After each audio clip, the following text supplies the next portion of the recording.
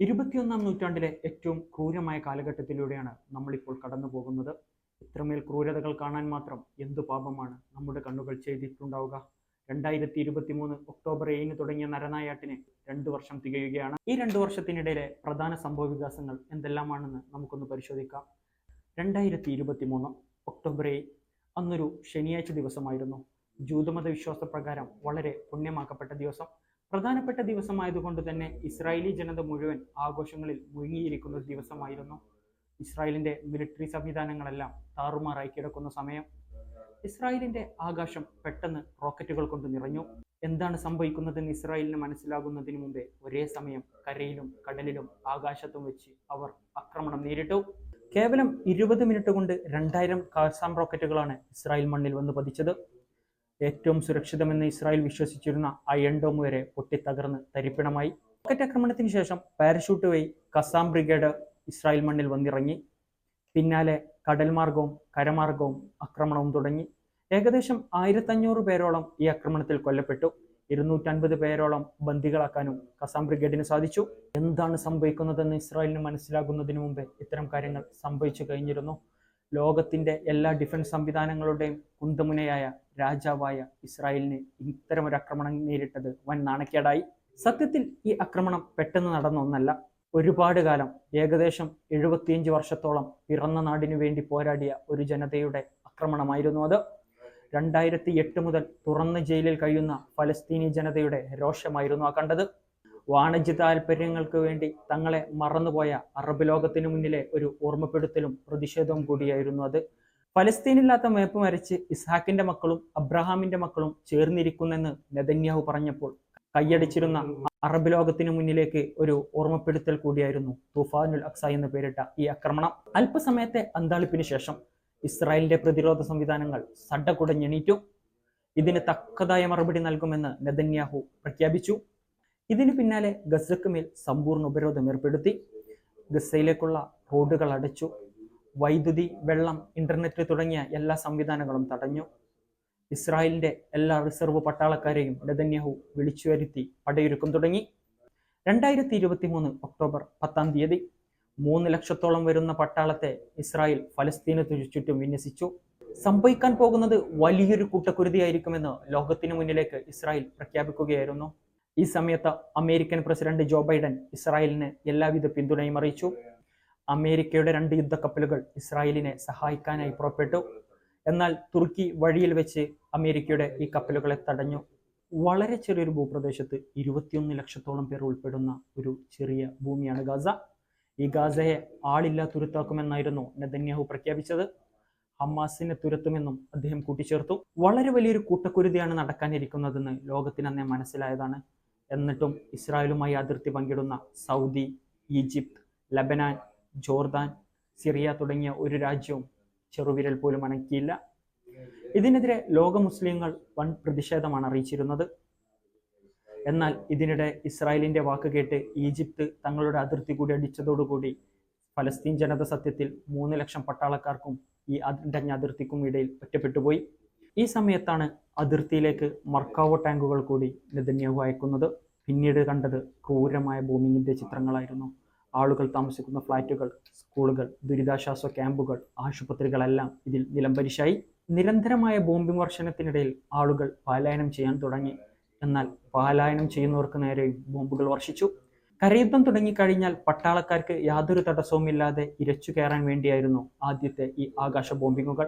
മറ്റു സ്ഥലങ്ങളിലെ പോലെ തന്നെ കേരളത്തിലും ഇതൊരു വൈകാരിക വിഷയമായിരുന്നു. സംഘപരിവാർ പ്രൊഫൈലുകൾ ഇസ്രായേലിന് സപ്പോർട്ടുമായി വന്നപ്പോൾ മുസ്ലിം സംഘടനകളും മറ്റു മനുഷ്യരും ഫലസ്തീനെ സപ്പോർട്ട് ചെയ്ത് മുന്നോട്ട് വന്നു. ഇതിനിടെ കെ ശൈലജ ഹമാസിനെ ഭീകര സംഘടന എന്ന് പറഞ്ഞ് ഫേസ്ബുക്കിലിട്ട പോസ്റ്റ് വൻ വിവാദങ്ങൾക്കാണ് തിരികൊളുത്തിയത്. എന്നാൽ CPM-ന്റെ മറ്റു നേതാക്കളെല്ലാം ഫലസ്തീൻ അനുകൂലമായിരുന്നു പോസ്റ്റുകൾ ഇട്ടിരുന്നത്. MA ബേബിയുടെയും M സ്വരാജിന്റെയും എല്ലാം പോസ്റ്റുകൾ ഇതിന് ഉദാഹരണമായി നമുക്ക് പറയാം. 2023 ഒക്ടോബർ 12 മരണസംഖ്യ 1000 കടന്നു. ഇപ്പോഴും ഗസ അതിർത്തിയെ ചുറ്റി 3 ലക്ഷം പട്ടാളക്കാർ അവിടെ തന്നെ നിൽക്കുകയാണ്. കരയുദ്ധം അതുവരെ തുടങ്ങിയിട്ടുണ്ടായിരുന്നില്ല. ഭക്ഷണവും വെള്ളവും വൈദ്യുതിയും ഇന്റർനെറ്റുമെല്ലാം വിലക്കി ഒരു ജനതയെ അവിടെ തുറന്ന് ജയിലിലിട്ടു. ആ ജനം അവശരായ ശേഷം മാത്രമേ ആക്രമിക്കൂ എന്ന തീർച്ചയായിരുന്നു ഇസ്രായേലിനുണ്ടായിരുന്നത്. ആകാശത്തു നിന്ന് ബോംബുകൾ മാത്രം ഗസയിലേക്ക് വർഷിച്ചുകൊണ്ടിരുന്നു. ഇതിനെതിരെ ലോകം വൻ പ്രതിഷേധങ്ങളാണ് അറിയിച്ചിരുന്നത്. എല്ലാ സമയത്തെയും പോലെ ആ സമയത്തും സോഷ്യൽ മീഡിയ ആക്റ്റീവ് ആയിരുന്നു. എന്നാൽ ഹമാസും ഗസയുമായി ബന്ധപ്പെട്ട പോസ്റ്റുകൾക്ക് ഷാഡോ ബാൻ നേരിട്ടു. പ്രധാനമായും മെറ്റയുടെ പ്ലാറ്റ്ഫോമുകൾക്കാണ് ഇത് നേരിടേണ്ടി വന്നത്. എന്നാൽ ടിക്ടോക്കും ടെലഗ്രാമും വഴിയാണ് വാർത്തകൾ പ്രചരിച്ചിരുന്നത്. എന്നാൽ ടെലഗ്രാം സിഇഒ പവേൽ ദുരേവിനെ ലാപ്പോർഷ എയർപോർട്ടിൽ വെച്ച് അറസ്റ്റ് ചെയ്തതും വിവാദങ്ങൾക്ക് വഴിവെച്ചിരുന്നു. 2023 ഒക്ടോബർ 14 യുദ്ധം തുടങ്ങിയിട്ട് കേവലം ഒരാഴ്ച മാത്രം. ഇതിനിടെ മരണസംഖ്യ 2000 കിടക്കുന്നു. ഇതിൽ 600 പേര് കുട്ടികളായിരുന്നു എന്നതാണ് ഏറ്റവും വേദനിപ്പിക്കുന്ന സത്യം. അപ്പോഴും കരയുദ്ധം തുടങ്ങിയിട്ടുണ്ടായിരുന്നില്ല. ഏരിയൽ ബോംബിംഗ് മാത്രമാണ് ഇസ്രായേൽ ആ സമയത്ത് നടത്തിക്കൊണ്ടിരുന്നത്. US state secretary Antony Blinken Israel സന്ദർശിക്കുന്നു. ഞാനൊരു ജൂതനാണെന്നും എല്ലാ പിന്തുണയും നിങ്ങൾക്കുണ്ടെന്നും അദ്ദേഹം അറിയിക്കുന്നു. ഇടയിലൊന്നും യാതൊരു മധ്യസ്ഥ ശ്രമവും നടക്കുന്നില്ല. മരണസംഖ്യ നാൾക്കുനാൾ വർദ്ധിച്ചുകൊണ്ടേയിരുന്നു. മരണസംഖ്യ നാൾക്കുനാൾ ഉയർന്നത് പ്രതിഷേധങ്ങൾക്ക് തിരികൊളുത്തി. തെരുവുകളിലും ഇസ്രായേൽ ഫലസ്തീൻ അനുകൂലികൾ തമ്മിൽ ആക്രമണങ്ങൾ ഉണ്ടായി. അഭിപ്രായ സ്വാതന്ത്ര്യത്തിന്റെ ഈറ്റില്ലമായിരുന്ന ഫ്രാൻസിൽ ഫലസ്തീൻ അനുകൂല റാലി പോലീസ് തടഞ്ഞു. ഇതിനെതിരെയും വ്യാപകമായ പ്രതിഷേധങ്ങൾ ഉണ്ടായിട്ടുണ്ടായിരുന്നു. 2023 ഒക്ടോബർ 17 ഹമാസിന്റെ സൈനിക കമാൻഡർ അബു മുറാദ് ഇസ്രായേൽ ആക്രമണത്തിൽ കൊല്ലപ്പെട്ടു. ഇത് ഇസ്രായേലിന് വൻ മേൽക്കൈയാണ് നൽകിയത്. ഖത്തർ ഇതിനിടെ ഒരു മധ്യസ്ഥ ശ്രമം കൂടി നടത്തുന്നു. ഇതേ തുടർന്ന് ഹമാസിന്റെ കയ്യിലുണ്ടായിരുന്ന അമേരിക്കൻ പൗരരായ 4 ബന്ദികളെ അവർ വിട്ടയക്കുന്നു. 2023 ഒക്ടോബർ 18 ഗാസയിലെ പ്രധാന ഹോസ്പിറ്റലായ അൽ അഹ്ലിയിലേക്ക് ഇസ്രായേൽ ബോംബിടുന്നു. 500ഓളം രോഗികളാണ് ആ സമയത്ത് അവിടെ മരണപ്പെട്ടത്. ലോകരാജ്യങ്ങൾ ഇതിനെതിരെ ശക്തമായ പ്രതിഷേധം അറിയിച്ചിരുന്നു. ഹമാസ് വിട്ട റോക്കറ്റ് വഴിമാറിയിട്ട സ്വന്തം ഹോസ്പിറ്റലിലേക്ക് വന്ന് വീണതാണെന്ന് പറഞ്ഞാണ് ഇസ്രായേൽ ഇതിനെ പ്രതിരോധിച്ചത്. 2023 ഒക്ടോബർ 19 ലബനാനിൽ നിന്നുള്ള ഹിസ്ബുള്ള ഇസ്രായേലിന് നേരെ മിസൈലുകൾ അയക്കുന്നു. ഇസ്രായേൽ ഇതിനെ ശക്തമായി പ്രതിരോധിക്കുന്നു. 2023 ഒക്ടോബർ 21 മരണസംഖ്യ 3000 കടക്കുന്നു. യുദ്ധം തുടങ്ങിയിട്ട് കേവലം 2 ആഴ്ചയെ പിന്നിട്ടിട്ടുള്ളൂ. കരയുദ്ധം തുടങ്ങിയിട്ടും ഉണ്ടായിരുന്നില്ല. വെള്ളത്തിനും വൈദ്യുതിക്കും ഭക്ഷണത്തിനും ശക്തമായ ക്ഷാമം നേരിട്ടു. ഗസയിലെ ആശുപത്രിയുടെ പ്രവർത്തനങ്ങൾ താളം തെറ്റി. ആവശ്യമുള്ള മരുന്നുകൾ ലഭിക്കാതായി. കുട്ടികൾക്ക് സഡേഷൻ പോലും നൽകാതെ ഓപ്പറേഷൻ ചെയ്യേണ്ടി വന്നു. ഇതുമായി ബന്ധപ്പെട്ട കണ്ണീരണിയിക്കുന്ന ഒരുപാട് വീഡിയോകൾ അന്ന് പുറത്തു വന്നതാണ്. ഫലസ്തീന് സഹായവുമായി വന്ന ആയിരക്കണക്കിന് ട്രക്കുകൾ റഫാ അതിർത്തിയിൽ കെട്ടിക്കിടക്കുമ്പോഴാണ് കുട്ടികൾ ഈ വിധം വേദന തിന്നത്. ആശുപത്രികൾ കൂടി നിലച്ചതോടുകൂടി അമേരിക്കൻ പ്രസിഡന്റ് ജോ ബൈഡനെതിരെ ശക്തമായ പ്രതിഷേധങ്ങൾ ഉയർന്നു. ഇതേ തുടർന്ന് ഓരോ ദിവസവും 20 ട്രക്കുകൾ കടത്തിവിടാമെന്ന് അവർ ഏറ്റു. 20 ലക്ഷം മനുഷ്യർക്ക് വേണ്ടിയിട്ട് ഒരു ദിവസം കേവലം 20 ട്രക്കുകൾ മാത്രം. ഇതിന് American president Joe Biden Israel സന്ദർശിച്ച ശേഷമായിരുന്നു ഈ പ്രഖ്യാപനം നടത്തിയിരുന്നത്. 2023 ഒക്ടോബർ 23 മരണസംഖ്യ 5000 കടന്നു. അൽഷിഫ അടക്കമുള്ള ഗസയിലെ പ്രധാന ഹോസ്പിറ്റലുകളെല്ലാം വിട്ടൊഴിഞ്ഞു പോകണമെന്ന് ഇസ്രായേൽ മുന്നറിയിപ്പ് നൽകി. ഹമാസിന്റെ ഒളിത്താവളങ്ങളെല്ലാം ഹോസ്പിറ്റലുകൾക്ക് താഴെയെന്നായിരുന്നു ഇസ്രായേലിന്റെ വാദം. എന്നാൽ ഇതിനിടെ സിറിയയിലെ 2 എയർപോർട്ടുകളും ലബനാനിലെ ഹിസ്ബുള്ളയുടെ കേന്ദ്രവും ഇസ്രായേൽ ആക്രമിച്ചു. 2023 ഒക്ടോബർ 25 യു എൻ പൊതുസഭയെ അഭിസംബോധന ചെയ്തുകൊണ്ട് അന്തോണിയോ ഗുട്ടറസ് ഒരു പ്രസംഗം നടത്തുന്നു. ഒക്ടോബർ 7 ഹമാസ് ആക്രമണം കേവലം ഒരു ദിവസം കൊണ്ടുണ്ടായതല്ലെന്നും വർഷങ്ങളായിട്ടുള്ള ഒരു ജനതയുടെ പ്രതിഷേധമാണെന്നും അദ്ദേഹം ലോകത്തിന് മുന്നിൽ വിളിച്ചു പറഞ്ഞു. ഇത് ഇസ്രായേലിനെ വല്ലാതെ ചൊടിപ്പിക്കുന്നുണ്ട്. അന്റോണിയോ ഗുട്ടറസ് രാജിവെക്കണമെന്ന് ഇസ്രായേൽ ആവശ്യപ്പെട്ടു. ഇവിടെ ഹമാസ് 2 വൃദ്ധ ദമ്പതികളെ കൂടി മോചിപ്പിച്ചു. ഇവരുടെ പത്രസമ്മേളനം അന്ന് വൈറലായിരുന്നു. ഹമാസ് തങ്ങളെ നല്ല രീതിയിലാണ് പരിചരിച്ചതെന്ന് ഇവർ സാക്ഷ്യപ്പെടുത്തി. ലോകം കേട്ട വാർത്താ സമ്മേളനമായിരുന്നു ഇത്. 2023 ഒക്ടോബർ 26 യുദ്ധം തുടങ്ങിയിട്ട് 19-ാം ദിവസം ഇസ്രായേൽ കരയുദ്ധം തുടങ്ങുന്നു. ആദ്യഘട്ടം എന്നോണം അതിർത്തി ഗ്രാമപ്രദേശങ്ങളിൽ വ്യാപകമായ റെയ്ഡും അറസ്റ്റും നടക്കുന്നു. നിങ്ങൾ ഈ നാട് വിട്ടു പൊക്കോളൂ, ഇല്ലെങ്കിൽ നിങ്ങൾ കൊല്ലപ്പെടുമെന്ന് അറബി ഭാഷയിൽ എഴുതി ഹെലികോപ്റ്റർ വഴി ഗസയുടെ പല ഭാഗങ്ങളിലായിട്ട് ഇസ്രായേൽ വിതരണം ചെയ്തു. ഇത്ര ദിവസങ്ങൾ കഴിഞ്ഞിട്ടും ബന്ദികളെ മോചിപ്പിക്കാനാവാത്തത് എന്താണെന്നുള്ള ചോദ്യത്തിന് മുന്നിൽ നെതന്യാഹു കുഴങ്ങിപ്പോയി. ഇസ്രായേൽ നെതന്യാഹുവിനെതിരെ ശക്തമായ പ്രതിഷേധം അലയടിച്ചു. ഈ സമയം ഇന്ത്യയിലെ ഏറ്റവും വലിയ ഫലസ്തീൻ ഐക്യദാർഢ്യ റാലി കോഴിക്കോട് കടപ്പുറത്ത് വെച്ച് മുസ്ലിം ലീഗ് സംഘടിപ്പിച്ചു. ഇതിനിടെ ശശി തരൂർ നടത്തിയ ഒരു പ്രസ്താവന മുസ്ലിം ലീഗ് നേതൃത്വത്തെ വെട്ടിലാക്കി. 2023 ഒക്ടോബർ 28 യുദ്ധം തുടങ്ങിയിട്ട് 20-ാം ദിവസം. മരണസംഖ്യ 7000 കടക്കുന്നു. ഇതിൽ 4000 പേർ കുട്ടികളായിരുന്നു. വാസയോഗ്യമായിരുന്ന 45% കെട്ടിടങ്ങളും നിലം പരിശായി. ഇസ്രായേലിന്റെ റോക്കറ്റ് ആക്രമണത്തിൽ 55ഓളം ബന്ദികൾ കൊല്ലപ്പെട്ടു എന്ന് ഖസാം ബ്രിഗേഡ് ആരോപിക്കുന്നു. അന്നേ ദിവസം ഫലസ്തീൻ മണ്ണിൽ 100 കണക്കിന് ഫൈറ്റർ ജെറ്റുകൾ ഒരേ സമയം ബോംബുകളിടുന്നു. ഇതിൽ ഇന്റർനെറ്റ് സംവിധാനങ്ങളും റേഡിയോ സംവിധാനങ്ങളും നിലംപരിശാകുന്നു. അന്നേ ദിവസം പിന്നീട് ഒരു വാർത്തയും ലോകം കേട്ടിട്ടില്ല. എന്നാൽ പിറ്റേന്ന് രാവിലെ തന്നെ ഹമാസ് റേഡിയോ സംവിധാനങ്ങളും ഇന്റർനെറ്റ് സംവിധാനങ്ങളും പുനഃസ്ഥാപിച്ചു. വെടിനിർത്തൽ ആവശ്യപ്പെട്ട് ജോർദാൻ UN പൊതുസഭയിൽ ഒരു പ്രമേയം കൊണ്ടുവന്നു. 120 രാജ്യങ്ങൾ ഇതിനെ അനുകൂലിച്ചു. ഇന്ത്യ അടക്കമുള്ള 75ഓളം രാജ്യങ്ങൾ ഇതിൽ നിന്ന് വിട്ടുനിന്നു. 14 രാജ്യങ്ങൾ ഇസ്രായേലിന് അനുകൂലമായി വോട്ടും രേഖപ്പെടുത്തി. എന്നാൽ അമേരിക്ക ഇതിനെതിരെ വീറ്റോ ചെയ്തു. 2023 നവംബർ 1 ബൊളീവിയ ഇസ്രായേലുമായിട്ടുള്ള എല്ലാ ബന്ധങ്ങളും ഒഴിവാക്കുന്നു. ചിലിയും കൊളംബിയയും ഇസ്രായേലിലെ തങ്ങളുടെ പ്രതിനിധികളെ തിരിച്ചു വിളിക്കുന്നു. വ്യോമാക്രമണം പോലെ അത്ര എളുപ്പമായിരുന്നില്ല ഇസ്രായേലിനെ സംബന്ധിച്ചിടത്തോളം കരയുദ്ധം. 12 ഇസ്രായേലി സൈനികരാണ് ആ സമയത്ത് കൊല്ലപ്പെടുന്നത്. അത്യാധുനികമെന്ന് ഇസ്രായേൽ വിശേഷിപ്പിച്ചിരുന്ന മർക്കാവോ ടാങ്കുകൾ ഡ്രോണുകൾ ഉപയോഗിച്ച് ഹമാസ് തകർക്കുന്നു. ഇതിനിടെ ചെങ്കടലിൽ ഹൂതികൾ കൂടി ആക്രമണം തുടർന്നതോടുകൂടി ഇസ്രായേൽ പ്രതിരോധത്തിലാവുന്നുണ്ട്. 2023 നവംബർ 2 ഇസ്രായേലിന്റെ 4 സൈനിക ഉദ്യോഗസ്ഥർ ഒരേ ദിവസം കൊല്ലപ്പെടുന്നു. ഹിസ്ബുള്ളക്ക് റഷ്യൻ സഹായം ലഭിക്കുന്നുണ്ടെന്നും കൂലിപ്പട്ടാളത്തെ ഇറക്കിയാണ് ഇവർ കളത്തിൽ ഇറങ്ങുന്നതെന്നും പറഞ്ഞ് ഇസ്രായേൽ ചില പ്രതിരോധങ്ങൾ നടത്തുന്നുണ്ട്. ഇതിനിടെ US കോൺഗ്രസ് $41.3 ബില്യൺ സഹായം ഇസ്രായേലിന് നൽകുന്നതിനുള്ള പ്രമേയം പാസാക്കുന്നു. നവംബർ 7 യുദ്ധം തുടങ്ങിയിട്ട് ഒരു മാസം. മരണം 10000 കടക്കുന്നു. ഫലസ്തീൻ വിഷയം ലോകത്തിന് മുന്നിലെത്തിച്ച 42ഓളം മാധ്യമപ്രവർത്തകർ അന്ന് കൊല്ലപ്പെടുന്നു. 2023 നവംബർ 10 അമേരിക്കൻ ഇടപെടലിനെ തുടർന്ന് ഒരു ദിവസം 3 മണിക്കൂർ വെടിനിർത്തൽ പ്രാബല്യത്തിൽ വരുന്നു. എന്നാൽ ഇത് പേരിന് മാത്രമായിരുന്നു. ഗസക്ക് പുറമെ വെസ്റ്റ് ബാങ്കിൽ കൂടി ഇസ്രായേൽ ആക്രമണം ശക്തമാക്കുന്നു. 130-ലേറെ പേർ ഈ ആക്രമണത്തിൽ കൊല്ലപ്പെടുന്നുണ്ട്. 2023 നവംബർ 11 മരണസംഖ്യ ഒറ്റയടക്ക് 11000 കടക്കുന്നു. ഗസയിലുള്ള സകല ആശുപത്രികളും നിലംപൊത്തിയെന്ന് തന്നെ പറയാം. ഗസയിലുള്ള 16ഓളം ആശുപത്രികൾ പൂർണ്ണമായും നശിച്ചു പോകുന്നു. ഇതിനിടെ 45 ഇസ്രായേലി സൈനികരും കൊല്ലപ്പെടുന്നുണ്ട്. 2023 നവംബർ 12 UN തങ്ങളുടെ പതാക താഴ്ത്തി കെട്ടുന്നു. 100ഓളം UN പ്രതിനിധികളാണ് ആ സമയത്ത് ഗസയിൽ കൊല്ലപ്പെടുന്നത്. ഗസക്ക് ഐക്യദാർഢ്യം പ്രഖ്യാപിച്ചുകൊണ്ട് 10 ലക്ഷം പേർ പങ്കെടുത്ത മഹാറാലി ഇസ്രായേൽ അനുകൂല രാജ്യമായ ബ്രിട്ടനിൽ നടക്കുന്നു. ഇതിനനുകൂലമായി സംസാരിച്ച ആഭ്യന്തര സെക്രട്ടറിയെ ബ്രിട്ടൻ പുറത്താക്കുന്നു. 2023 നവംബർ 14 ഖത്തറിന്റെ നേതൃത്വത്തിൽ ബന്ദി വിമോചന ചർച്ചകളും വെടിനിർത്തൽ ചർച്ചകളും പുരോഗമിക്കുന്നു. ഹമാസിന്റെ കേന്ദ്രമെന്ന് ഇസ്രായേൽ വാദിച്ചിരുന്ന അൽ-ഷിഫ ഹോസ്പിറ്റൽ പരിപൂർണമായും ഇസ്രായേൽ ഒഴിപ്പിക്കുന്നു.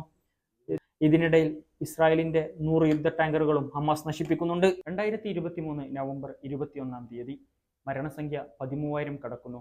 50 ബന്ദികളെ വിട്ടു നൽകാമെന്ന് ഹമാസ് സമ്മതം അറിയിക്കുന്നു. പകരം 300 ഫലസ്തീനികളെ വിട്ടുതരണമെന്നും ഹമാസ് ആവശ്യമുന്നയിക്കുന്നു. ഇതിൽ 80%-ലധികവും 18 വയസ്സിന് താഴെയുള്ള കുട്ടികളായിരിക്കണമെന്നും ഹമാസിന്റെ ആവശ്യമായിരുന്നു. 2023 നവംബർ 23 48 ദിവസത്തിന് ശേഷം ആദ്യമായി വെടിനിർത്തൽ കരാർ വരുന്നു. 5 ദിവസത്തെ വെടിനിർത്തലായിരുന്നു ആദ്യം തീരുമാനിച്ചിരുന്നത്. ആദ്യ ദിനം 13 പേരെ മോചിപ്പിക്കുന്നു. പിന്നീട് ഘട്ടം ഘട്ടമായി ഫലസ്തീൻ 50 പേരെയും ഇസ്രായേൽ 300 പേരെയും മോചിപ്പിക്കുന്നുണ്ട്. ഇതിനുശേഷം 48 മണിക്കൂർ കൂടി വെടിനിർത്തൽ നീട്ടുന്നു. ഓരോ ദിവസവും ഫലസ്തീൻ 13 പേരെ വെച്ച് മോചിപ്പിക്കുന്നു. ഇതിനിടെ ഇലോൺ മസ്ക് ഇസ്രായേൽ സന്ദർശിക്കുന്നു. 2023 ഡിസംബർ 1 7 ദിവസത്തെ വെടിനിർത്തലിന് ശേഷം വ്യാപകമായ ആക്രമണം ഇസ്രായേൽ ഫലസ്തീനിൽ അയച്ചുവിടുന്നു. എന്നാൽ ഇതിനിടയിൽ മറ്റൊരു വസ്തുത കൂടി പുറത്തു വരുന്നുണ്ട്. ഹമാസ് തങ്ങളെ ആക്രമിക്കാൻ പദ്ധതിയിടുന്നുണ്ടെന്ന് ഇസ്രായേലിന്റെ ചാരസംഘടനയായ മൊസാദ് ആദ്യമേ ചോർത്തിക്കൊടുത്തതാണ്. എന്നാൽ ഇസ്രായേൽ ഗവൺമെന്റ് ഹമാസിനെ കൊണ്ട് ഇതൊന്നും സാധ്യമല്ലെന്ന് പറഞ്ഞ് ഈ റിപ്പോർട്ടിനെ തള്ളിക്കളയുകയാണ്. 2023 ഡിസംബർ 2 അന്നേ ദിവസം 700 പേരാണ് ഗസയിൽ കൊല്ലപ്പെട്ടത്. ഒരു ദിവസം കൊല്ലപ്പെടുന്നവരുടെ ഏറ്റവും ഉയർന്ന കണക്കായിരുന്നു ഇത്. ഇതിനിടയിൽ വിദേശത്തുള്ള ഹമാസ് നേതാക്കളെ കൊല്ലാനും ഇസ്രായേൽ പദ്ധതിയിടുന്നുണ്ട്. 2023 ഡിസംബർ 6 ചില മധ്യസ്ഥ ചർച്ചകൾ കൂടി നടക്കുന്നു. ഇതേ തുടർന്ന് ഹമാസ് കുറച്ച് ബന്ദികളെ കൂടി വിട്ടു നൽകുന്നുണ്ട്. ഹമാസ് ഹമാസ് ആകെ മോചിപ്പിച്ച ബന്ദികളുടെ എണ്ണം 134ആയി. 2023 ഡിസംബർ 7 യുദ്ധം തുടങ്ങിയിട്ട് 2 മാസം. ആകെ മരണസംഖ്യ 16,000 കടക്കുന്നു. ഇതിൽ 7,000 കുട്ടികളും 5,000 സ്ത്രീകളുമായിരുന്നു. ഗസയിലെ 80% കെട്ടിടങ്ങളും പൂർണ്ണമായും നിലംപൊത്തി. എന്നാൽ ഈ കണക്ക് കെട്ടിച്ചമച്ചതാണെന്ന് അമേരിക്ക ആരോപിക്കുന്നു. ഇങ്ങനെ ഒരു ആരോപണം വന്നതോടുകൂടി മരണപ്പെട്ടവരുടെയെല്ലാം പേരും വയസ്സും ജെൻഡറും അടക്കം പലസ്തീൻ അഡ്മിനിസ്ട്രേഷൻ പുറത്തുവിടുന്നു. രണ്ടാം ലോക യുദ്ധകാലത്ത് ജർമ്മനിയിൽ നടത്തിയ ബോംബിങ്ങിന് സമാനമായ ബോംബിംഗ് ആയിരുന്നു അന്നേ ദിവസം ഫലസ്തീനിൽ ഇസ്രായേൽ അയച്ചുവിട്ടത്. എന്നാൽ ജർമ്മനിയെ പോലെ വിശാലമായ ഭൂമിയല്ലായിരുന്നു ഫലസ്തീൻ എന്നതുകൂടി നമ്മൾ ഓർക്കണം. ഇതിനിടയിൽ 104 സൈനികർ കൊല്ലപ്പെട്ടതായും 2,000-ലധികം പേർക്ക് പരിക്ക് പറ്റിയതായും ഇസ്രായേൽ മാധ്യമങ്ങൾ റിപ്പോർട്ട് ചെയ്യുന്നുണ്ട്. ഫലസ്തീനിലെ 80% കെട്ടിടങ്ങൾ തകർത്തിട്ടും ബന്ദികളെ എവിടെയാണ് താമസിപ്പിച്ചിരിക്കുന്നതെന്ന് ഇസ്രായേലിനെ കണ്ടെത്താനായിരുന്നില്ല. ഇത് നെതന്യാഹുവിനെതിരെ വൻ പ്രതിഷേധമാണ് ഇസ്രായേലിൽ ഉണ്ടാക്കിയത്. ഇതിനിടെ UN കൊണ്ടുവന്ന വെടിനിർത്തൽ പ്രമേയം അമേരിക്ക വീറ്റോ ചെയ്തു. ഈ സമയത്താണ് സ്റ്റാർബക്സ് ഇസ്രായേലിന് അനുകൂലമായി എക്സിൽ ഒരു പോസ്റ്റ് ഇടുന്നത്. ഇതേ തുടർന്ന് അവരുടെ ഷെയർ 13% ഇടിയുന്നു. ഫലസ്തീൻ അനുകൂല റാലികളുടെ ഐക്കോണിക്കായി കഫിയ മാറിയതോടുകൂടി ലോകത്ത് കഫിയയുടെ വിൽപ്പന 70%-ലധികം കൂടുന്നുണ്ട്. 2023 ഡിസംബർ 12 യുദ്ധം മറ്റൊരു തലത്തിലേക്ക് കടക്കുന്നത് അന്നാണ്. എല്ലാ അറബ് രാജ്യങ്ങളും ഉറക്കന്നടിച്ചപ്പോൾ യമനിലെ ഹൂതികൾ തങ്ങളെ കൊണ്ടാകും വിധം തിരിച്ചടിക്കാൻ തീരുമാനിച്ചു. ചെങ്കടലിൽ ഇറങ്ങുന്ന ഇസ്രായേലി കപ്പലുകളെല്ലാം തങ്ങൾ പിടിച്ചടക്കുമെന്ന് അവർ ആദ്യമേ മുന്നറിയിപ്പ് നൽകുന്നു. മാത്രമല്ല, ചെങ്കടലിൽ വെച്ച് ഇസ്രായേലിന്റെ ഒരു കപ്പൽ അവർ പിടിച്ചടക്കുകയും ചെയ്യുന്നു. ഇതേ തുടർന്ന് ലോകത്തിന്റെ എല്ലാ ഭാഗങ്ങളിലും സാധനങ്ങളുടെ വില ഉയരുന്നുണ്ട്. കാരണം ലോകത്തിന്റെ വ്യാപാരത്തിന്റെ 12% ചെങ്കടൽ വഴിയായിരുന്നു നടന്നിരുന്നത്. ക്രൂഡ് ഓയിലിന്റെ 30%-ലധികം ചരക്കു നീക്കം നടന്നിരുന്നതും ചെങ്കടൽ വഴിയായിരുന്നു. 2023 ഡിസംബർ 13 ലോകമാകെ ഇസ്രായേലിനെതിരെ പ്രതിഷേധം അലയടിക്കാൻ തുടങ്ങി. ഇസ്രായേലി ഉൽപ്പന്നങ്ങൾ ബഹിഷ്കരിക്കാനും പല രാജ്യങ്ങളും ആരംഭിച്ചു. പ്യൂമ ഇസ്രായേൽ ഫുട്ബോൾ അസോസിയേഷനുമായുള്ള കരാർ റദ്ദാക്കുന്നു. ഇവിടെയും തീർന്നില്ല. നിശാ പാർട്ടികളിൽ ഇസ്രായേൽ ഗായകരുണ്ടെങ്കിൽ ആളുകൾ ആ പാർട്ടി തന്നെ ബഹിഷ്കരിക്കാൻ തുടങ്ങി. ഇസ്രായേൽ പ്രതിനിധികൾ വരുന്ന അക്കാദമിക് കോൺക്ലേവുകൾ വിദ്യാർത്ഥികൾ ഒരേ സമയം ബഹിഷ്കരിച്ചതും അന്ന് ശ്രദ്ധേയമായ വാർത്തയായിരുന്നു.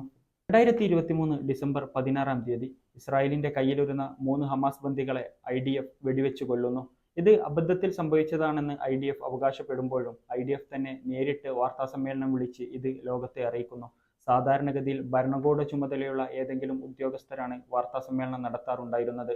എന്നാൽ ഇത്തരം ഒരു മൂവ്മെന്റ് അന്ന് ലോകത്തെ ഞെട്ടിച്ചതാണ്. മാത്രമല്ല 118 IDF പട്ടാളക്കാർ ഇതുവരെ മരിച്ചിട്ടുണ്ടെന്നും അതിൽ 20 പേർ പരസ്പരം വെടിവെച്ചിട്ടാണ് മരിച്ചതെന്നും IDF പറയുന്നു.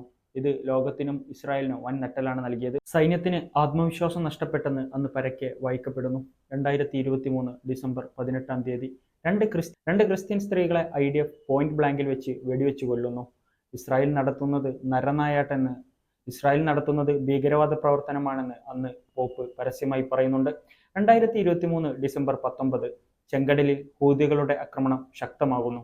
ഇസ്രായേലിലേക്ക് വരുന്നതോ പോകുന്നതോ ഇസ്രായേലിന്റെ ഉടമസ്ഥതയിലുള്ളതോ ആയ സകല കപ്പലുകളും ഹൂതികൾ പിടിച്ചെടുക്കുന്നു. ചെങ്കടൽ വഴിയുള്ള ചരക്കു നീക്കം വൻ രീതിയിൽ അവതാളത്തിലാകുന്നുണ്ട്.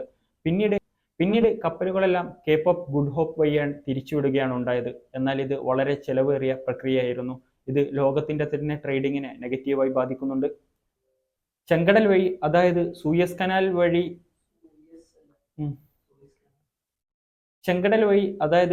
കനാൽ വഴി ഗതാഗതം പുനഃസ്ഥാപിക്കാൻ വേണ്ടി അമേരിക്കയുടെ കീഴിൽ ഓപ്പറേഷൻ പ്രോസ്പെക്റ്റീവ് ഗാർഡിയൻ എന്ന പേരിൽ ഒരു സായുധ സേന വരുന്നുണ്ട്. ചെങ്കടൽ വഴിയുള്ള ഗതാഗതം ഏറ്റവും കൂടുതൽ സാമ്പത്തിക നഷ്ടം വരുത്തിയത് ഈജിപ്തിനായിരുന്നിട്ട് കൂടി അമേരിക്കയുടെ ഈ സംഘത്തിനെ ഈജിപ്ത് പിന്തുണക്കുന്നില്ല. 2023 ഡിസംബർ 20 യുദ്ധം തുടങ്ങിയിട്ട് 75 ദിവസം പിന്നിട്ടു. ഫലസ്തീനിലെ പല ഹോസ്പിറ്റലുകളിൽ നിന്നും ഡോക്ടർമാരെ പിടിച്ചുകൊണ്ടുപോകുന്നു. അവിടെയുള്ള രോഗികളെ പട്ടിയെ വിട്ട് കടിപ്പിക്കുന്ന ദൃശ്യങ്ങൾ അന്ന് ലോകമാധ്യമങ്ങൾ ചർച്ച ചെയ്തതാണ്. ഗാസയിൽ വരുന്ന ഒരുപാട് കരളലിയിപ്പിക്കുന്ന ചിത്രങ്ങളെല്ലാം അന്ന് പുറത്തുവിട്ടിരുന്നത് ഫലസ്തീനൈ എന്ന ഇൻസ്റ്റഗ്രാം പേജ് ആയിരുന്നു. ഇതിനിടയിൽ വെടിനിർത്തൽ ചർച്ചകളും വീണ്ടും സജീവമാവുന്നുണ്ട്. 2023 ഡിസംബർ 22 ഇസ്രായേൽ സൈന്യം അവരുടെ ഗോളാനി ബ്രിഗേഡിനെ ഫലസ്തീനിൽ നിന്നും തിരിച്ചു വിളിക്കുന്നു. യുദ്ധം മുന്നിൽ നിന്ന് നയിച്ചതും യുദ്ധത്തിന്റെ ഏറ്റവും ഭീകരമായ പ്രവർത്തനങ്ങൾ ചെയ്തതും ഇക്കൂട്ടരായിരുന്നു. ഇസ്രായേലിലേക്ക് തിരിച്ചെത്തിയ ഈ സൈന്യം അന്ന് ആഹ്ലാദ പ്രകടനം നടത്തുന്നുണ്ട്. ഇത് ലോകം മറ്റൊരു രീതിയിലാണ് വായിച്ചെടുത്തത്. 2023 ഡിസംബർ 26 യുദ്ധം തുടങ്ങിയിട്ട് 80 ദിവസം പിന്നിട്ടു. ഇതിനിടയിൽ യുദ്ധത്തിലേക്ക് ഇറാനെ കൂടി വലിച്ചു വെക്കുന്ന ഒരു പ്രവണത ഇസ്രായേൽ ചെയ്യുന്നുണ്ട്.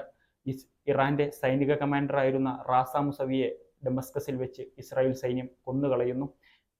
ഇതിന് തക്കതായ തിരിച്ചടി തങ്ങൾ നൽകുമെന്ന് ഇറാൻ പറഞ്ഞത് ലോകം ഭയത്തോടെയാണ് കേട്ടത്. യുദ്ധം ഇതിനിടെ ഹൂതികൾ ചെങ്കടൽ വഴിയുള്ള ആക്രമണം ശക്തമാക്കിയതോടുകൂടി അതുവഴിയുള്ള ഗതാഗതം പൂർണ്ണമായും നിലക്കുന്നു.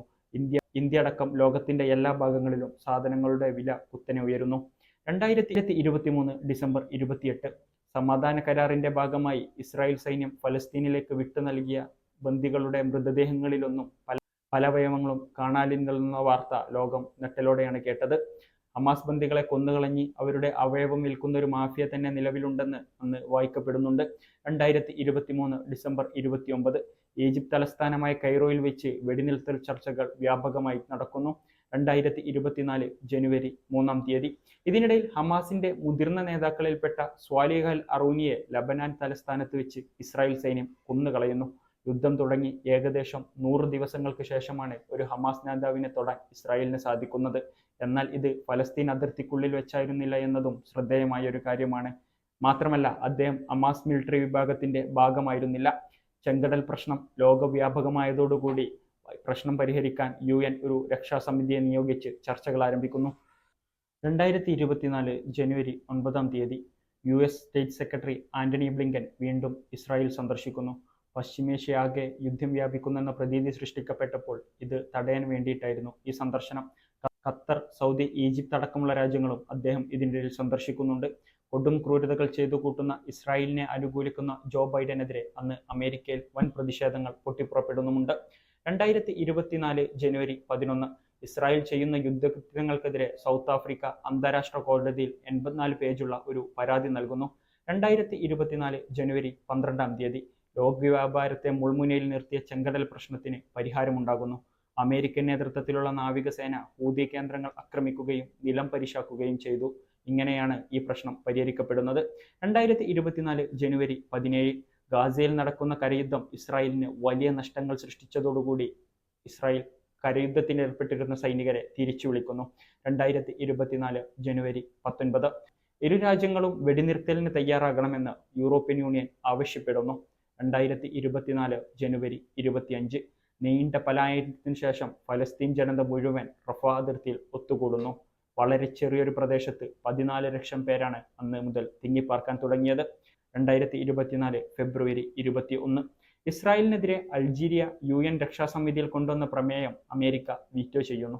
ഒക്ടോബർ 7 ശേഷം ഇസ്രായേലിനെതിരെ വരുന്ന മൂന്നാമത്തെ പ്രമേയമാണ് ഇങ്ങനെ വീറ്റോ ചെയ്യപ്പെടുന്നത്. 2024 മാർച്ച് 1 മരണസംഖ്യ 30,000 കടക്കുന്നു. 14 ലക്ഷം പേർ റഫ അതിർത്തിയിൽ തിങ്ങിപ്പാർത്തതോടുകൂടി ഭക്ഷ്യക്ഷാമം രൂക്ഷമാകുന്നുണ്ട്. എന്നാൽ ഇവർക്കുമേൽ ഇസ്രായേൽ ബോംബുകൾ വർഷിപ്പിച്ചുകൊണ്ടിരുന്നു. മാത്രമല്ല റഫ അതിർത്തിക്കു ചുറ്റും ടാങ്കറുകളും നിരത്തി. മാർച്ച് 7 യുദ്ധം തുടങ്ങിയിട്ട് 6 മാസം പിന്നിട്ടു. ഗാസയിൽ പട്ടിണി മരണം കൂടിക്കൊണ്ടേയിരുന്നു. ഇസ്രായേൽ പട്ടിണിയെ ഒരു ആയുധമായിട്ടാണ് ഈ കാലയളവിലെല്ലാം സ്വീകരിച്ചു പോന്നിരുന്നത്. 2024 മാർച്ച് 6 യുദ്ധം തുടങ്ങിയിട്ട് 7 മാസം. മരണസംഖ്യ 35,000 കടക്കുന്നു. ഗാസ മുഴുവൻ ഇടിച്ചു നിരത്തിയിട്ടും ബാക്കി ബന്ദികൾ എവിടെയാണെന്ന് കണ്ടെത്താൻ ഇസ്രായേലിന് സാധിക്കുന്നില്ല. ഇതിനിടെ സൗത്ത് ഗാസയിൽ നിന്നും സൈന്യം പൂർണ്ണമായും പിന്മാറുകയും ചെയ്യുന്നുണ്ട്. 2024 ഏപ്രിൽ 22 സൈന്യം പിന്മാറിയ പ്രദേശങ്ങളിൽ നടത്തിയ തിരച്ചിലിനിടെ ഭീമമായ കുഴിമാടങ്ങൾ കണ്ടെത്തുന്നുണ്ട്. അൽഷിഫ ഹോസ്പിറ്റലിന്റെ താഴെ നിന്നും 150 പേരുടെ മൃതദേഹം കണ്ടെടുക്കുന്നു. അതിൽ നല്ലൊരു പങ്കും രോഗികളുടേതായിരുന്നു. പിന്നീട് പല ഭാഗങ്ങളിൽ നിന്നായി കണക്കിൽപ്പെടാത്ത 700-ലധികം മൃതദേഹങ്ങളും ഗാസൻ ജനത അന്ന് കണ്ടെത്തുന്നുണ്ട്.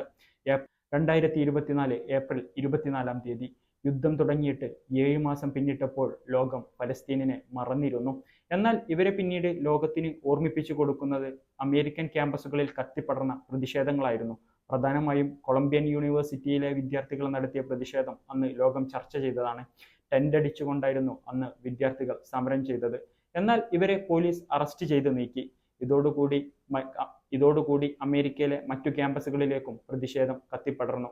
മാത്രമല്ല അവിടെ നിന്ന് ലോകത്തിന്റെ പല ഭാഗങ്ങളിലുള്ള ക്യാമ്പസുകളിലേക്കും ഈ പ്രതിഷേധത്തിന്റെ അലയൊലികൾ എത്തുന്നുണ്ട്. ഇതിനിടെ ഫലസ്തീനുമായി ബന്ധപ്പെട്ട വാർത്ത പുറം ലോകത്തെത്തിച്ച 136 മാധ്യമപ്രവർത്തകരും കൊല്ലപ്പെടുന്നു. പ്രധാനമായും ഫ്രാൻസ്, ഇറ്റലി, ജർമ്മനി തുടങ്ങിയ രാജ്യങ്ങളിലേക്കെല്ലാം സമരം കത്തിക്കയറുന്നുണ്ട്. അമേരിക്കയിലെ പ്രശസ്തമായ കൊളംബോ യൂണിവേഴ്സിറ്റിയിലെ പ്രധാന പരിപാടികൾ നടക്കുന്ന ഹാളിന്റെ പേര് റജബ് ഹിന്ദ് എന്ന 6 വയസ്സുള്ള ഗസയിലെ പെൺകുട്ടിയുടേതാക്കിയത് അന്ന് ലോകം മുഴുവൻ ചർച്ച ചെയ്തതാണ്. വിദ്യാർത്ഥി പ്രക്ഷോഭം ഇസ്രായേലിനെ പിന്തുണക്കുന്ന UK-യിലും നടക്കുന്നുണ്ട്. ലോകത്തിന്റെ പ്രശസ്തമായ കേംബ്രിഡ്ജ്, ഓക്സ്ഫോർഡ് യൂണിവേഴ്സിറ്റികളിലെല്ലാം ഈ പ്രതിഷേധം കത്തിക്കയറുന്നുണ്ട്. 2024 മെയ് മാസം റഫേലെ എല്ലാ നടപടികളും നിർത്തിവെക്കണമെന്ന് ഇന്റർനാഷണൽ ക്രിമിനൽ കോടതി ഇസ്രായേലിനെ അറിയിക്കുന്നു. എന്നാൽ ഇസ്രായേൽ ഇത് പുച്ഛിച്ച് തള്ളുകയാണ് ചെയ്തത്. മെയ് 30 ലോകത്തിന്റെ എല്ലാ ശ്രദ്ധയും റഫേലേക്ക് നീങ്ങുന്നു. ഓൾ ഐസ് ഓൺ റാഫ എന്ന ഹാഷ്ടാഗ് അന്ന് സോഷ്യൽ മീഡിയകളിൽ വലിയ ട്രെൻഡിംഗ് ആയി മാറുന്നുണ്ട്.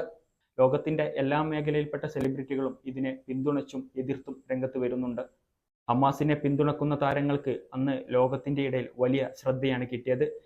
എന്നാൽ ഈ ഹാഷ്ടാഗിന്റെ ഭാഗമാകാത്ത രാഷ്ട്രീയക്കാരെയും അന്ന് സോഷ്യൽ മീഡിയ കൈകാര്യം ചെയ്യുന്നുണ്ട്. ബോയ്ക്കോട്ട് ക്യാമ്പയിനുകളും അവരുടെ മറ്റു പോസ്റ്റുകൾക്ക് ഡിസ്ലൈക്കുകളുമായിട്ട് ആരാധകരും സോഷ്യൽ ലോകവും നിറഞ്ഞു നിന്നു. 2024 ജൂലൈ 9 മരണസംഖ്യ 38,000 കടക്കുന്നു. 2024 ജൂലൈ 20 ഇസ്രായേലിൽ നടത്തുന്ന അധിനിവേശം നിയമവിരുദ്ധമാണെന്ന് അന്താരാഷ്ട്ര നീതിന്യായ കോടതി വീണ്ടും ഇസ്രായേലിനെ താക്കീത് ചെയ്യുന്നു. ജൂലൈ 27 യുദ്ധം മറ്റൊരു തലത്തിലേക്ക് പോകുന്ന ഒരു സംഭവം അന്ന് അരങ്ങേറുന്നുണ്ട്. ഇസ്രായേലിലേക്ക് ലബനാൻ അയച്ചൊരു മിസൈൽ ഗോലൻ കുന്നുകളിൽ കുട്ടികൾ ഫുട്ബോൾ കളിക്കുന്ന സ്ഥലത്തേക്ക് ചെന്ന് പതിക്കുന്നു. 12ഓളം കുട്ടികളാണ് അന്ന് കൊല്ലപ്പെടുന്നത്. ഇതിന്റെ പേരിൽ ലബനാനിലേക്ക് ഇസ്രായേൽ വ്യാപകമായി മിസൈലുകൾ അയക്കുന്നു. 2024 ജൂലൈ 31 2023 സെപ്റ്റംബർ 7 തുടങ്ങിയ യുദ്ധത്തിൽ ഇസ്രായേലിന് കിട്ടുന്ന ഏറ്റവും വലിയ മേൽക്കൈ അന്നാണ് സംഭവിക്കുന്നത്. ഹമാസിന്റെ തലവനായ ഇസ്മായിൽ ഹനിയയെ ഇറാന്റെ തലസ്ഥാന നഗരിയിൽ വെച്ച് ഇസ്രായേൽ കൊല്ലുന്നു. ലോകത്തിനു മുന്നിൽ ഇറാൻ നാണം കെട്ട ദിവസമായിരുന്നു അന്ന്. ചുമതലയേൽക്കുന്ന പുതിയ പ്രധാനമന്ത്രിയുടെ സത്യപ്രതിജ്ഞാ ചടങ്ങിൽ പങ്കെടുക്കാൻ വേണ്ടിയിട്ട് രാജ്യത്തിന്റെ ഔദ്യോഗിക ഗസ്റ്റായിട്ട് രാജ്യത്തിന്റെ സകല സുരക്ഷയ്ക്കുമിടയിലേക്ക് ഡമസ്കസിലേക്ക്, അതായത് രാജ്യ തലസ്ഥാനത്തിലേക്ക് വന്നിറങ്ങിയതായിരുന്നു ഹനിയ. ഇവിടെ വെച്ചിട്ടാണ് ഉപഗ്രഹത്തിന്റെ സഹായത്തോടു കൂടി ഇസ്രായേൽ സൈന്യം ഹനിയയെ വധിക്കുന്നത്. ഇതിനെ ശക്തമായി തിരിച്ചടിക്കുമെന്ന് ഇറാൻ മുന്നറിയിപ്പ് നൽകുന്നുണ്ട്. 2024 ആഗസ്റ്റ് 1 തൊട്ടടുത്ത ദിവസം മറ്റൊരു മുതിർന്ന നേതാവായ മുഹമ്മദ് ദൈഫിനെ വധിച്ചതായി ഇസ്രായേൽ റിപ്പോർട്ട് ചെയ്യുന്നു. ഈ വാർത്ത ഹമാസ് ശരിവെക്കുകയോ നിഷേധിക്കുകയോ ചെയ്യുന്നില്ല. 2024 ഓഗസ്റ്റ് 2 യുദ്ധം തുടങ്ങിയിട്ട് 300 ദിവസങ്ങൾ പിന്നിട്ടു. ഇതിനിടെ മരണസംഖ്യ 40,000 കടക്കുന്നു. ഇസ്മായിൽ ഹനിയ കൊല്ലപ്പെട്ടതോടുകൂടി ഹമാസിന്റെ പുതിയ മേധാവിയായി യഹിയ സിൻവാർ ചുമതലയേറ്റു. 2024 ഓഗസ്റ്റ് 15 ഇറാൻ തങ്ങളുടെ യുദ്ധ സംവിധാനങ്ങളെല്ലാം ഒരുക്കി വെച്ചു. ഏതൊരു സമയത്തും ഇറാന്റെ ഭാഗത്ത് നിന്ന് വലിയൊരു യുദ്ധം പൊട്ടിപ്പുറപ്പെടാമെന്ന ധ്വനി ലോകമാകെ പടരുന്നു. 2024 ഓഗസ്റ്റ് 26 ഇസ്രായേലിന്റെ മിസൈലുകൾ ഹിസ്ബുള്ളക്ക് നേരെ പാഞ്ഞു വരുന്നു. അതിനെതിരെ ഹിസ്ബുള്ളയും ശക്തമായി തിരിച്ചടിക്കുന്നുണ്ട്. ഹിസ്ബുള്ളയുടെ മിസൈലുകൾ ഇസ്രായേൽ തലസ്ഥാനത്തെ ലക്ഷ്യമാക്കി കുതിച്ചു. ഇസ്രായേൽ 48 മണിക്കൂറാണ് അന്ന് അടിയന്തരാവസ്ഥ പ്രഖ്യാപിച്ചത്. 2024 സെപ്റ്റംബർ 17 ഹിസ്ബുള്ളക്കെതിരെ ഇസ്രായേൽ അന്ന് നടത്തിയ ആക്രമണം ചരിത്ര പ്രസിദ്ധമായ ഒന്നായിരുന്നു. ഈ ആക്രമണത്തെ ലോകം തന്നെ വളരെ അത്ഭുതത്തോടു കൂടിയാണ് നോക്കിക്കണ്ടത്. വിവരങ്ങൾ കൈമാറുന്നതിന് ഹിസ്ബുള്ള മൊബൈൽ ഫോണിന് പകരം പേജർ സംവിധാനങ്ങളാണ് ഉപയോഗിച്ചിരുന്നത്. പറഞ്ഞാൽ ഇതൊരു പഴഞ്ചൻ രീതിയായിരുന്നു. മറ്റുള്ളവർക്ക് വിവരങ്ങൾ ട്രാക്ക് ചെയ്യപ്പെടാതിരിക്കാനായിരുന്നു ഹിസ്ബുള്ള ഇത്തരമൊരു സംവിധാനം ഉപയോഗിച്ചത്. എന്നാൽ ഹിസ്ബുള്ളയുടെ കയ്യിലുള്ള 300-ലധികം പേജറുകൾ ഒരേ സമയം പൊട്ടിത്തെറിക്കുന്നു. 1000-ഓളം ആളുകൾക്ക് അന്ന് പരിക്ക് പറ്റുന്നുണ്ട്. ഒരുപാട് പേർ കൊല്ലപ്പെടുന്നുമുണ്ട്. കുറച്ചു ദിവസങ്ങൾ മാത്രം അകലെ ഈ ഒരു ഞെട്ടലിൽ നിന്ന് ഹിസ്ബുള്ള പൂർണ്ണമായി മുക്തമാവുന്നതിന് മുമ്പ് തന്നെ ഇസ്രായേൽ അടുത്തൊരടി കൂടി അടിക്കുന്നു. പേജറുകളെ പോലെ തന്നെ ഹിസ്ബുള്ള ഉപയോഗിച്ചിരുന്ന ഒരുപാട് വാക്കി ടോക്കികളും ഒരേ സമയം പൊട്ടിത്തെറിക്കുന്നു. ഇതുവഴിയും ഒരുപാട് പേർ കൊല്ലപ്പെടുന്നുണ്ട്. മൊസാദിന്റെ ഈ ഒരു നീക്കത്തെ ലോകം അത്ഭുതത്തോടു കൂടിയാണ് നോക്കിക്കണ്ടത്. 2024 ഒക്ടോബർ 7 യുദ്ധം തുടങ്ങിയിട്ട് 1 വർഷം പിന്നിട്ടു. ഹമാസിന്റെ ഭാഗത്തു നിന്നുള്ള ചെറുത്തുനിൽപ്പ് നാമമാത്രമായി അവശേഷിച്ചു. ആക്രമണമെല്ലാം ഏകപക്ഷീയമായി തുടർന്നു. 1 വർഷം കൊണ്ട് 300-നടുത്ത് UN ഓഫീസേഴ്സും ഫലസ്തീനിന്റെ മണ്ണിൽ മരിച്ചു വീഴുന്നുണ്ട്. ഹമാസിന്റെ മുതിർന്ന നേതാവായ അബൂബൈദ ഒരു വീഡിയോയിൽ പ്രത്യക്ഷപ്പെടുന്നു. 1 വർഷം കൊണ്ട് ഇസ്രായേൽ തങ്ങളുടെ നാട്ടിൽ നടത്തിയ നരനായാട്ടിനെ കുറിച്ച് അദ്ദേഹം വിശദീകരിക്കുന്നുണ്ട്. 2024 ഒക്ടോബർ 18 പുതിയ കമാൻഡറായ യഹിയ സിൻവാർ കൂടി കൊല്ലപ്പെടുന്നു. ഹമാസിനെ ഇല്ലാതാക്കുന്നതിലുള്ള വലിയൊരു നാഴികക്കല്ലാണ് ഇപ്പോൾ സംഭവിച്ചതെന്നാണ് ഈ മരണത്തെക്കുറിച്ച് നെതന്യാഹു എന്ന് പറയുന്നത്. 2024 നവംബർ 6 ഇസ്രായേൽ പ്രതിരോധ മന്ത്രി യോവ് ഗാലന്റിനെ പുറത്താക്കുന്നു. യുദ്ധ ക്യാബിനറ്റിലുണ്ടായ ചില വാക്കുതർക്കങ്ങളാണ് അദ്ദേഹത്തെ പുറത്താക്കുന്നതിലേക്ക് കൊണ്ടെത്തിക്കുന്നത്. നവംബർ 22 ഗസയിൽ നടക്കുന്ന വംശഹത്യയെ ചൂണ്ടിക്കാണിച്ച് നെതന്യാഹുവിനെതിരെ അന്താരാഷ്ട്ര നീതിന്യായ കോടതി ഒരു അറസ്റ്റ് വാറന്റ് പുറപ്പെടുവിക്കുന്നു. ഇതേ തുടർന്ന് പല രാജ്യങ്ങളിലേക്കുമുള്ള അദ്ദേഹത്തിന്റെ യാത്രകൾക്ക് വിലക്ക് വരുന്നു. 29 international day for Palestine solidarity, അതായത് പലസ്തീൻ ജനതയുടെ സ്വാതന്ത്ര്യ ദിനം ആഘോഷിക്കപ്പെടുന്നു. സ്വതന്ത്ര ഫലസ്തീനായി ലോകം മുഴുവൻ കൈകോർത്തൊരു രംഗമായിരുന്നു അത്. ഇതിനിടയിൽ അമേരിക്കൻ പ്രസിഡന്റ് തെരഞ്ഞെടുപ്പ് നടക്കുകയും ഡൊണാൾഡ് ട്രംപ് വിജയിക്കുകയും ചെയ്യുന്നു. അധികാരത്തിലേറുന്ന ജനുവരി 20 മുമ്പായിട്ട് വെടിനിർത്തൽ ഉണ്ടാകുമെന്ന് റിപ്പോർട്ടുകൾ പുറത്തു വരുന്നുണ്ട്. എന്നാൽ ഇതൊന്നും സാധ്യമായതായി കണ്ടില്ല. മാത്രമല്ല, ഇതിനിടയിൽ ഇസ്രായേൽ തങ്ങളുടെ ആക്രമണം കടുപ്പിക്കുന്നു. നോർത്ത് ഗസയിലെ അവസാന ആശുപത്രിയായ കമാൽ അദ്വാൻ കൂടി ഇസ്രായേൽ സൈന്യം ബോംബിട്ട് തകർക്കുന്നു. യുദ്ധത്തിന്റെ കൊടും ഭീകരതയ്ക്കിടയിലാണ് പലസ്തീൻ ജനതയ്ക്കിടയിലേക്ക് ശൈത്യകാലം കൂടി കടന്നു വരുന്നത്. അതോടുകൂടി ടെന്റുകളിൽ പലസ്തീൻ ജനത തണുത്തു വിറക്കുന്നു. 5ഓളം കുട്ടികളാണ് തണുപ്പ് സഹിക്കവയ്യാതെ മരിച്ചു വീഴുന്നത്. ജനുവരി 16 ഭാഗികമായ വെടിനിർത്തലിന് തങ്ങൾ തയ്യാറാണെന്ന് ഇസ്രായേൽ സൈന്യം അറിയിക്കുന്നു. തുടങ്ങി ഈ കാലയളവിനിടയിൽ 40,000-ത്തിലധികം ആളുകളാണ് കൊല്ലപ്പെട്ടിരുന്നത്. സ്ഥലങ്ങളും വീടുകളും ആശുപത്രികളും സ്കൂളുകളും അടക്കം എല്ലാ കെട്ടിടങ്ങളും നിരംപൊത്തിയിരുന്നു. രംഗം ശാന്തമാക്കാനുള്ള ഗാസയെ പുനർനിർമ്മിക്കാനുമുള്ള ചർച്ചകൾ ലോകമൊട്ടും തുടങ്ങിക്കഴിഞ്ഞു. ജനുവരി 20 വെടിനിർത്തൽ പ്രാബല്യത്തിൽ വന്നു. 100% കെട്ടിടങ്ങളും തകർന്ന് തരിപ്പിടമായെങ്കിലും കൃഷിസ്ഥലങ്ങളും ആശുപത്രികളുമെല്ലാം നശിച്ചുപോയെങ്കിലും കൊണ്ടും പലായനം കൊണ്ടും അവരെ പരീക്ഷിക്കപ്പെട്ടുവെങ്കിലും അവരെ ഇതൊന്നും തളർത്തിയിരുന്നില്ല. പുത്തൻ പ്രതീക്ഷകളോടെ അവർ വീണ്ടും ഗസക്കായി ഒരുമിച്ചു. 85% ഹമാസ് പോരാളികളെയും തങ്ങൾ കൊന്നെന്നായിരുന്നു ഇസ്രായേലിന്റെ വാദം. എന്നാൽ വെടിനിർത്തൽ കരാറിന്റെ ഭാഗമായി 3 ബന്ദികളെ മോചിപ്പിക്കാൻ വേണ്ടി ഹമാസിന്റെ അനേകം പടയാളികൾ ഗസയിൽ ചുറ്റപ്പെടുന്നുണ്ട്. എല്ലാ പോരാളികളെയും കൊലപ്പെടുത്തിയെന്ന് പറഞ്ഞ ഇസ്രായേലിനേറ്റ വമ്പൻ അടിയായിരുന്നു ഇത്. 55% കെട്ടിടങ്ങളും തകർന്ന ഗസയിലെ കോൺക്രീറ്റ് അവശിഷ്ടങ്ങൾ നീക്കാൻ തന്നെ $700 മില്യൺ വരുമെന്നായിരുന്നു കണക്ക് കൂട്ടിയിരുന്നത്. ജനുവരി 22 IDF ചീഫ് ഹെർസി ഹൽവി ഒക്ടോബർ 7 ആക്രമണം തനിക്ക് തടയാൻ സാധ്യമായില്ലെന്നും അത് തന്റെ ഭാഗത്തു നിന്നുള്ള വീഴ്ചയാണെന്നും പറഞ്ഞ് രാജിവെച്ചൊഴിയുന്നു. 4 ഇസ്രായേലി സൈനികരെ കൂടി ഇതിനിടയിൽ വിട്ടു നൽകാൻ ഹമാസ് തയ്യാറാകുന്നുണ്ട്. സത്യത്തിൽ അത് ഹമാസിന്റെ ഒരു ശക്തി പ്രകടനമായിരുന്നു. നഗരമധ്യത്തിൽ ആയുധധാരികളായ അനേകം ആളുകൾക്ക് മുന്നിൽ വെച്ചിട്ടായിരുന്നു റെഡ് ക്രോസിന് ബന്ദികളെ ഹമാസ് കൈമാറിയിരുന്നത്. 31 6 മാസം മുമ്പ് ഇസ്രായേൽ അവകാശപ്പെട്ടിരുന്ന മുഹമ്മദ് ദൈഫിന്റെ മരണം അബൂബൈദ സ്ഥിരീകരിക്കുന്നു.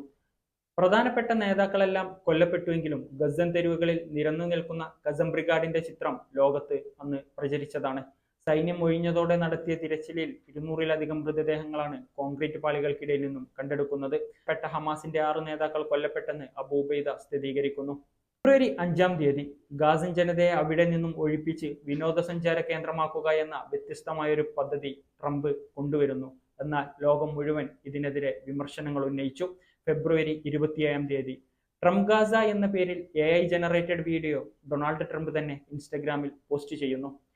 മാർച്ച് 6 ബന്ദിമോചനത്തിന് ചില തടസ്സങ്ങളുണ്ടെന്ന് ചൂണ്ടിക്കാണിച്ച് ഇസ്രായേൽ ഏകപക്ഷീയമായി ഈ കരാറിൽ നിന്നും പിൻവലിയുന്നു. ഗാസയിലേക്കുള്ള ട്രക്കുകൾ തടയുന്നു. വീണ്ടും ഗാസൻ ജനതയെ ഇവർ പട്ടിണിയിലേക്ക് തള്ളിവിട്ടു. ട്രംപ് അധികാരത്തിൽ വന്നതോടെ കൊളംബിയ യൂണിവേഴ്സിറ്റിക്കുള്ള ഫണ്ടും വ്യാപകമായി വെട്ടിക്കുറക്കുന്നുണ്ട്. സമരക്കാരെ അറസ്റ്റ് ചെയ്തു നീക്കുന്നുമുണ്ട്. ഇത്തരമെല്ലാം മുന്നിൽ നിന്ന് നയിച്ചിരുന്ന പലസ്തീൻ പൗരനായ ഖലീൽ മഹ്മൂദിനെ നാടുകടത്താനൊരു ശ്രമം കൂടി നടക്കുന്നുണ്ട്. എന്നാൽ അമേരിക്കയിൽ PR ഉള്ള ആളായതിനാൽ കോടതി ഇതിനെ തടയുന്നു. സത്യത്തിൽ ഈ കാലയളവിലെല്ലാം ഇസ്രായേൽ പട്ടിണിയെ ഒരു ആയുധമായാണ് കണ്ടിരുന്നത്. ഈ പട്ടിണി മരണങ്ങളാണ് ഈ കാലയളവിൽ റിപ്പോർട്ട് ചെയ്യുന്നത്. 2025 ജൂൺ 9 ഗസയിലേക്കുള്ള സഹായങ്ങളുമായി ഫ്രീഡം ഫ്ലോട്ടില ഷിപ്പ് പുറപ്പെടുന്നു. എന്നാൽ ഇസ്രായേൽ സൈന്യം ഇവരെ അറസ്റ്റ് ചെയ്തു മാറ്റുന്നു.